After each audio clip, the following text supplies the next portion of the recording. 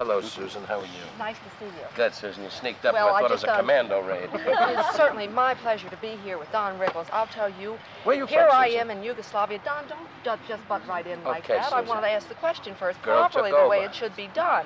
Now, I mean, after all, what are you doing out in the woods here in Yugoslavia? I know that you're making a new picture and that it's called Warriors, and that this is your first picture that you've ever made. And it absolutely must be a challenge. Now, isn't it a challenge for you to work on this kind of picture?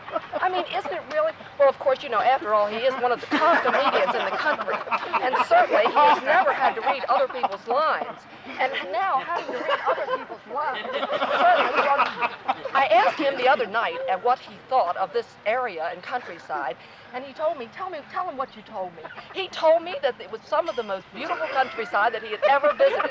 There was these beautiful trees and this marvelous sunshine, and he loves the people he's working with. Tell him about Clint Eastwood. Oh, it was so funny.